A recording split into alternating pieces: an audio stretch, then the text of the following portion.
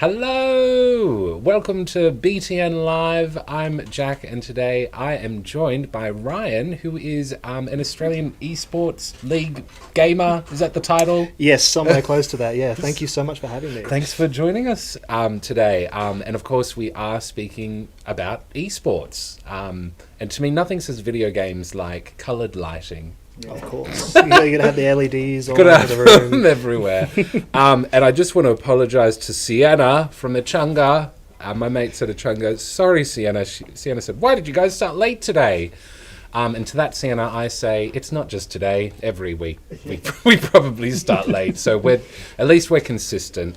But please, if you have questions about esports, if you're a fan, if you want to be a competitive video gamer later in life, we have someone here who could give you a bit of insight. So send in your questions.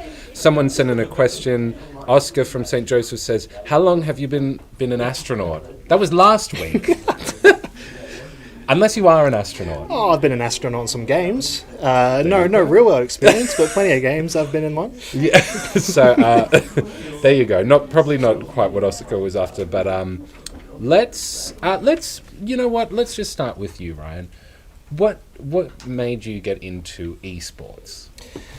Well, I've been playing video games ever since I was a young kid. My dad actually introduced me to Plants vs. Zombies. That was the first game I ever got really into. Game.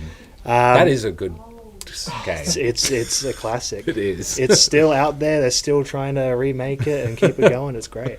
And then I was just loving it ever since then. And then as I got into high school, higher senior school kind of timeline, there was a lot of communities around games that I wanted to join. And they were quite open to having even younger people, people my age.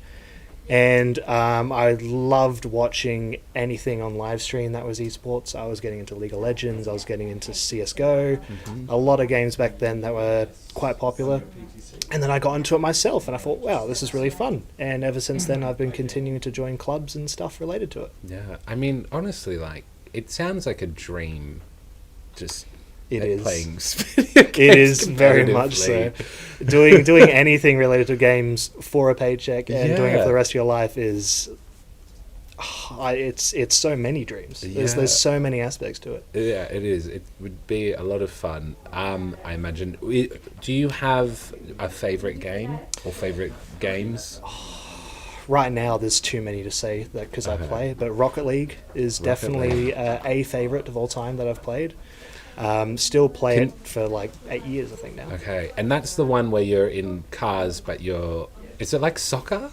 Yes. It's so bonkers. Yes, so it's a much smaller soccer field in an enclosed arena. Yeah. So you can take the ball up walls, and you also have boost, so you can fly, and you can hit the ball in the air. There's a lot of cool tricks you can do with it. It's great. It's very fun. Do we think that someone was just like, hey, we like soccer games, we like car racing, let's combine the two? It's such a simple concept in itself, but it's so fun because the only thing done for soccer-wise or car-wise since then was just car racing or playing soccer for FIFA, for example. Yeah. But then they decided, hey, let's put the two together, and nothing like it has been made sense, I don't think. It's wonderful. There you go. Speaking of car races, and I was going to say I do love a good old classic car racing, like Mario Kart, Crash Team Racing, if anyone's familiar with Crash Bandicoot. I love Crash Bandicoot.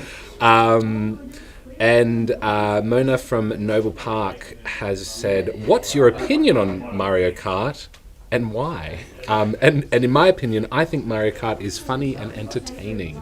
And for a bit of context as well, I believe at the Fuse Cup they were playing Mario Kart. Yes. Yes. So what's your opinion on Mario Kart? Hot take. I think, like Plants vs. Zombies, it's an age-old classic. It's one of the best games you can play with your friends. However, I would put it as the Monopoly version of a video game. It can break friendships if you beat each other too hard. So you got to be careful when you're playing with some friends. Did you ever? I'm of an age where Nintendo 64s were in my lifetime, and so I used to play it on that. Have you played the original 64 version? I have not. I have played it on the DS version and the Wii version. Yep. Those were the oldest ones I was on. Close after getting into gaming, my family got a Wii, and I was on Wii Sports and Mario Kart and a bunch of things like that. Yeah. So not too old, but No. I was close. You were close, yeah. You used to, sometimes you'd have to, the like cassette of the game, you'd have to like pick it up and blow into it. Because it would be like, I don't know, filled with dust or something if Yeah. it wasn't working. Yep. But speaking of like ending friendships, I didn't end any friendships, but I did have a friend in high school and we would play it quite regularly. And she owned the console. And she used to say to me, "You've been practicing," because I would beat her. Yeah. And I was like, "I don't own the game. How could I be practicing?" And she's like, "You've got a secret console at home, and you've been practicing." But I would just say I was just better than her. There's a lot of parts of Mario Kart that are easier to pick up for some people and not so easy for other people. Yes. Because not a lot of it is actually taught. You have to figure out yourself, or search for tutorials online on how to play well. So. Yeah, that's true. And with a lot of games now, and Mario Kart as well, the new on the Switch, you can play it where the computer's basically racing for you, which I think I've played it a couple of times and I was like, why? It's not quite doing what I'm telling it to do, and then worked out that I had all these automatic settings on or something. So, but speaking of learning things and learning games, and actually why don't we show this? You have a trick in Rocket League that you... Yes. Yeah. What is it? A backflip front reversal? No, I made that up. It kind of needs that in part of it. It's called a half flip. It's a way to turn your car 180 degrees quickly, without just needing to turn around by just driving around. You can get yourself to basically do a backflip and then stop yourself halfway. Oh yeah. And then you roll yourself over so that you're all flat on all four wheels, and you're just going straight back the way you came. There you go. We can watch that. Yes, I do have a clip of it right here. So, like it shows on the screen, if you're trying to learn it, you can just start by getting used to backflipping. We call it a bicycle kick. So that's just the backflip. Yeah. And then you get comfortable jumping up and air rolling. So this is usually one of the two top buttons on the controller. And once you've gotten that down pat, you can just try jumping without the backflip by jumping once, bringing yourself backwards by pressing your backwards key, and then just air rolling yourself. And then once you figure that out, you can get yourself to stall the car instead, where you do a backflip, but then immediately push yourself forward as you're in the process of the backflip. Wow. And then once you've got that down pat, you can incorporate the air roll that you were doing before, and you can air roll straight after you've started stalling your car, and you'll end up facing the other way on all four wheels. There you go. So you don't have to do a U-turn. No. Can you? And we cannot replicate that in real life. No, I don't think that would be possible. There are some content creators that have tried making real Rocket League cars, but probably not legal to be actually flying in the air or anything. That's very impressive. So how did you learn to do that? Because was that something that they teach you in the game, or...? No, so there are tutorials in the game to teach you how to play the basics. And there's things like that show you how to jump up in the air and fly and hit the ball with a little bit of control, but I just looked it up online. Actually practicing the mechanic itself, you just go into a mode called free play, and that's pretty easy to get done yourself. It's one of the easier mechanics to do. It's just that they don't show it. So you never learn how to do it until you see someone else do it in a game, and you're like, whoa, I want to do what that guy just did. Yeah. And yeah. How long did it take you to perfect that move? Look, honestly, even to this day, I probably haven't perfected it. That looks pretty good. There is many ways to do it, because you can roll in the air different ways depending on where you want to turn after you've landed. And there is a way to flip to make it even faster. Okay. But probably a couple weeks before I could do it consistently. Oh. There you go. And then it was pretty easy after that. But, every now and then I hit the ground on the wrong angle and I get a little bit jumbled up. So, it happens. Ariana, I think that's how I'm saying it correctly. From Ichunga, wants to know, is esport a subject in some schools? Did you learn it at school? No. The most I probably did related to it was an information technology class. Oh, yeah. However, I know that my school had a computer room in the middle school campus. And I know some clubs have a computer club. Some schools have a computer club that you can go to and check out. Aside from that, I don't think it's very vastly popular. It was mainly just... I mean, I'm sure it would be popular if it was offered. If it was offered, yeah. Yeah. It would be great if more schools could offer it, because there is a lot of benefits to video games when they're done in a healthy way. Yes. And they're great for life skills as well. I actually have a question. I think it was like the first question that was sent in or around that. But it was from Kate asking, does your posture get affected negatively? So thinking of like the healthy ways to engage in video games, do you have to take that into consideration? I mean, I do it here just sitting at a desk with a computer. But yeah, taking into consideration how you're holding your body while you're playing video games. Yeah, so posture is a very important thing, and I'm often thinking about it quite a lot. I have a chair at home when I'm playing video games that's pretty good at helping me support myself. Yeah. But every now and then, if I'm really focused on something, I'll forget about it because I'm trying to focus on the screen in front of me. Yes. So I'll be slumping down, and then after the game, I'll be like down here. Yeah. I'm like, how did this happen? I do also live stream, and there's a redeem that some of my viewers can use where it says posture check. If they can see me doing a bad posture, I'll just be like, yep, thank you. Forgot about that. That's nice. On couches. I hope the viewers do that for me. Jack, posture check. On couches, I know it's a lot harder as well, but it's good to try and maintain good posture. It is. Just in life in general, whatever you're doing. Now also, so while it's not, esports aren't readily available as subjects in schools per se, at a university level, there's certainly more engagement with the esports world, isn't there? But what are you doing currently with Adelaide, now Adelaide University? So, with our new club merge from the two universities, we've got a couple of competitions ahead that we want to join, Australian Esports League especially, which is what both our past clubs have been involved in before. And because we're such a new and upcoming thing, we're trying to encourage a lot of in-house tournaments as well within our own members, because we're going to be a much bigger club now. And in terms of esports, there's not actually that much left in South Australia. Okay.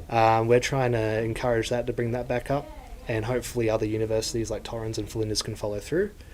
But yeah, a lot of the stuff is on a national level right now. Yes, and because, and I wonder if there's a question about this, but you can actually earn quite a bit of money if you're successful in these tournaments.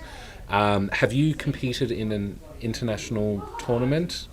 Yes, so actually when I was about 16 or 17 years old, I was pretty good and pretty involved in a community for a mobile game called Command & Conquer Rivals. Okay. At that point, I was talking to a lot of other people in the community, and a few people wanted to get tournaments running, and we ended up making one called Rifle, which stood for something I can't remember at the moment. But I was waking up at about 1 a.m. on Sunday mornings to help commentate these games for all these other age ranges across the world. It was very fun. Of course, I couldn't then do the next tournament day on Monday mornings because I had school that day. But it was very fun. I had a question has come in from Declan from St. Joseph's asking, do you win the games you play? I'd like to say I do more often than I don't. For Rocket League, for example, I think I win more games than I lose, mainly because I don't play the game too often. So there's a lot of times where there'll be a rank reset and everyone gets put down and back into a lower rank than they were. And so I'll pretty easily climb back up because I'm in a rank I shouldn't be. But there are definitely some games I'm not as good at and I lose quite often in, but they're just fun to play because I have friends I play them with. So it's all fun and games. Well, literally games. Quite, yeah. But yeah, I guess. I just want to. Oscar, also from St. Joseph's, said, "I love Rocket League." I do There you too. go. I love Rocket League so much. And then Kato from Wheeler Heights asks, "Do you know how to do a ground punch in Rocket League?" Is pinch? that a pinch. It is Yes. a pinch. See, I tried to correct because I was like, ground pinch didn't make sense to me, but I've clearly never played Rocket League. So, do you know how to do a ground pinch? And for us who are ignorant, what is that? So a ground pinch is where you've either come down from the ceiling or the wall, and the ball is either on the ground or just about to hit the ground. Okay. And you come off the wall or ceiling and just at the right moment press into the ball with your car as it's either hitting the ground or it's on the ground, and Okay. that creates a lot of force and pushes it straight into wherever you want it to go. Okay. I can do it. Probably not the best. I can't do a super cool trick off the ceiling and then come down and do it, but I know how to aim my car and to perform it decently. Okay. So There you go. Kato, do you know how to do a ground pinch? I want to know because you're asking for a reason. So, Nate, I'm going to say from John Warby says, "What is the best e-game?"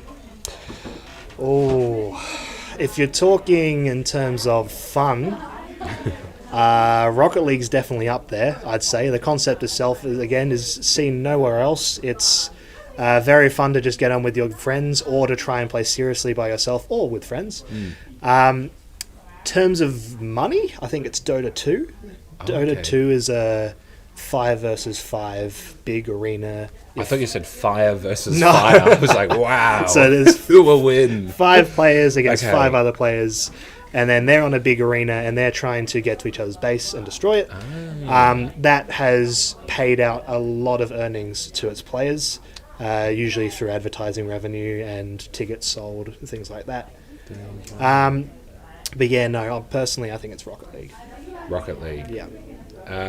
What rank are you in Rocket League? That's Jeremiah from John Warby. So the season rank reset just happened, so every now and then people's ranks get reset just to refresh the ladder. I got placed at Champ 1 Div 4. I've peaked Champ 2, so that's the best I've ever gotten. Okay. And I've been around that rank for a while. Some would call that hard stuck, where I haven't been able to progress any further. But I'm happy there where I am, and it's a lot of fun. It's a good enough amount of skill to show off where you can enjoy doing good plays. So I have another question about Mario Kart. Oh, but they've said their name and school is not applicable. So that's all right. But I just wanted to answer this anyway. What's your favorite character in Mario Kart? I always go for Shy Guy. Oh, Shy yeah. Guy is my Shy goat. Guy. He is awesome. I take the light blue variant of him. Okay.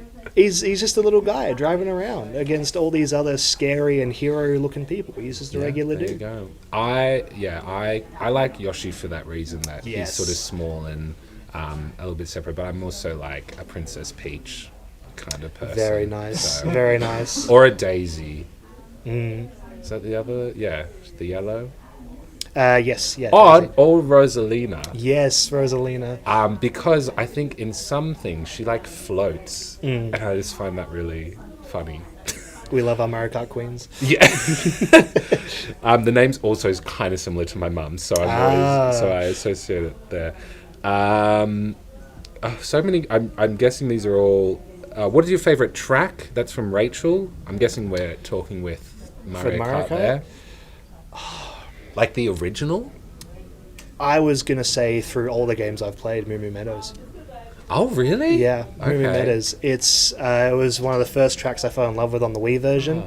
And it's a very simple track. There's just a couple obstacles. It's a very good warm-up for any other track you want to play. I love it. I love it so much. It's very nostalgic for me. There you go. I feel like I can't. I'm worried that I'm getting Crash Team Racing in. I'll just say Rainbow Road because Fair enough, That's the yeah. most obvious. But there is a Haunted Mansion one. Yes. Yeah, I think I like that too.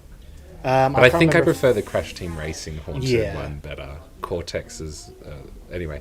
I've played Crash Bandicoot, don't worry. Okay, you know what I'm yeah, talking about. When they did the remake of it, that was a good time in my life. Let's see. Do you have fun doing this? From Ava from St. Joseph's. I would have to say so. I've been doing it all my life. I would have to say I think it's fun. Are there any, like, I guess, what is an aspect of it that might not be fun? Look, there is, with every sort of competitive activity, there is always going to be people that are not very nice. There's a lot of games I play where they're not as kid-friendly, and although they should still be taken in a respectful manner, there's a lot of people that just yell at each other and say bad things. Always remember that there's a mute button. In most competitive games you play, there is always a mute button, and you should use it. Not only that, even if you're in the right or the wrong when you're talking with these people, they're distracting you from either playing the game and having fun or winning the game so you can get a better rank. There you go. Always remember it's there. It was kind of like before the office was getting a little rowdy, so Daniel had to go and press the mute button on them. So we even remember that here. There are a few people asking for your gamer tag. I don't know if you want to share that or not. I'd be happy to. Okay. So my gamer tag is the Tank Engine 72. How did that come about? I used to have a different username, but then I got an Xbox. Okay. And I was like, this is old. This is the username I've had since I was a kid. I need something new. I might get actually into, official esports stuff. And then my name is Ryan Thomas, and so my last name is Thomas. And I was a big fan of Thomas the Tank Engine when I was a kid as well. I had a wooden railroad track. And then the Xbox has just suggested putting 72 on the end, so I've had that ever since. Oh, good. The Xbox decided the 72. Nice, there you go. I mean, I imagine a lot of people's origin stories behind their names for certain things is very similar to that. Yeah. And then the number's just the number I could get. Ellie from Wheeler Heights just says, hi. Hi, Ellie. Hello.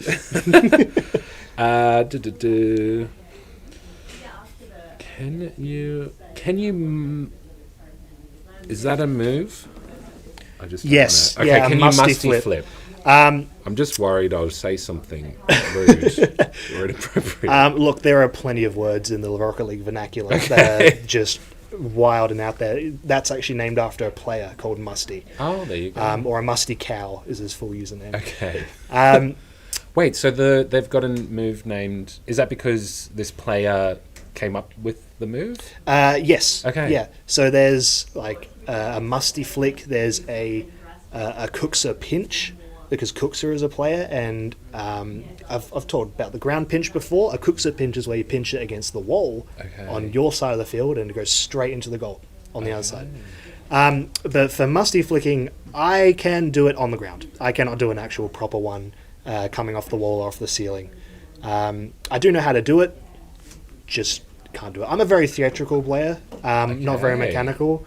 So what's the difference? With mechanical, it's very outsmarting your opponents by just knowing how to move your car in a way that your opponents can't predict. Whereas theatrical is, I know where to be, I know where to place myself. This person's going up the wall, I know I should be back post to get ready to defend. And I've practiced with my teammate enough that I know that he's going to be here and I can play off of him if I manage to stop the ball. That's probably why I've been stuck in champ, I won't lie. I haven't managed to progress my mechanics enough, but me and my teammate that I play with regularly are able to hold ourselves there because we know the mind of the other players. We know what they're going to do. There you go. So much strategy. And also I feel like we've got quite a few Rocket League fans watching because you know all the moves. I was gonna can you air dribble? Is that a move? Yes. Malachi just sent that in, literally hot on it. Air dribbling is where you'll manage to control the ball in the air with your car. So with the boost in the game, you can pick up boost around the map, and then you get a maximum of 100. So you have to try and really know how to conserve your boost so that when you jump up into the air to keep the ball in control on your car, and then whether you're passing it to a teammate or you're scoring, you need to have enough boost and know how to use it to get it into the goal. Once again, not very effectively, but yes, I know how to perform it, and I have performed it before. I just cannot do it on command or will. It has to be in a good position for me, and I need to have a good amount of boost ready for it. There you go. Scarlett from St. Aidan's has asked, what do you play on? So what consoles, you've mentioned you've had a Wii previously, but what's your go-to console? So I've got a lot. I've invested a lot of my birthday presents and money and personal money over the years. I have a computer that I play on. That's what I play on most of the time. I have an Xbox. Got Xbox controller right here. I've got a Nintendo Switch. I've had a Wii and I've had a Wii U. I still own them. They're just not in use right now. A 3DS, a DS, and there's an Atari in our house. It's technically my dad's ownership, but we have used it, and an arcade machine that I've built when I was like 14. So that was very cool. There you go. So a nice mix. Yeah. It's just then deciding what you want to play. Yeah. It's usually quite an issue. I won't lie. Now, we've got Hazel from Faith Christian School, and I'm also going to chuck in Isabella here from Eastwood because they're sort of the same vibe. But Hazel asks, what advice would you give any young gamers wanting to do this as a profession? And Isabella says, how do you get into esports professionally? So what advice do you have for anyone watching wanting to get into this? There's a couple of bits I could put in there. First of all is do other co-curricular activities if you're in school. Esports is big on teamwork, no matter if you're playing or helping organising a tournament. And even if you've got friends that you're playing with on video games when you get home from school, it's good to meet new people and be able to be comfortable to introduce yourself and meet them. The esports industry is always introducing you to new people everywhere you go, whether it's on an international level or a national level. So having the skills to be able to introduce yourself and also just have a variety of teamwork skills across the board is great. And honestly, good for anything in life, really. Yeah. Another thing would be try and look after yourself. I know there is a lot of stereotypes around the gaming community where a lot of people will sit on their computer for 10 hours not doing anything else, no breaks, no food, no stopping for anything. It's important that you do. I like to relate esports a lot to chess. They're both controversially considered sports. And to be good at chess, to have a good state of mind, you need to be decently physical fit as well. I know I'm not the best example, but I go to the gym, I walk my dog, I do whatever I can to get myself out there. So yeah, keep grinding, keep playing the games, but take a break every now and then. Yeah. Do whatever you can to put some other activities in your life where you were able to. Yeah. And yeah. I find when I play video games, it's something because you get so caught up into it that time just seems to sort of disappear. Yeah. And you go, what? How is it that time? I only just started. So I think, everything you've said could apply to pretty much anything, but it's good to keep that in mind when you're doing something that's so fun and immersive to take a break. I want to add on to that to say I play so many games where I have a mindset of, I'll just play one more. Because if I'm on Rocket League, matches only take 5 minutes. It's very easy. 7 minutes at most. But then I'll go into another game where one match takes like 45 minutes. And so that mindset of one more game doesn't really come in anymore because you can't say one more game and then you're spending 45 minutes and another 45 minutes and then suddenly it's 2 a.m. Yeah. So no, you don't want to do that. We've got a question that has come in from the person sitting behind the camera saying, does the Australian Esports League have a primary level? So I'm guessing for younger, our audience, you watching, is there a primary level? Yes, there is. There is a primary school level and a high school level. along with the university level, which I've taken part in. Yep. The primary one, I believe, does Minecraft, Mario Kart, a couple others. I think there's some sports games like 2K NBA. Okay. And then the high school one does things like Marvel Rivals and Rocket League as well. They're pretty easy to get into. It's really just seeing if you've got staff at your school or if you can get a group of friends that are willing to cooperate to get yourselves into a team and register together. Mm-hmm. Whether you have clubs at your school that can help you do that, that would be a great help as well. But otherwise, just make sure you're representing your school well, and it shouldn't really be an issue if you register yourselves. There you go. So go find your favourite teacher and tell them you want to start a group at your school. Well, thank you so much for coming along today, Ryan. No worries. Telling us all about what you're doing in esports, and honestly, I've learnt a lot about Rocket League that I feel like I should play it at least once. I have seen it.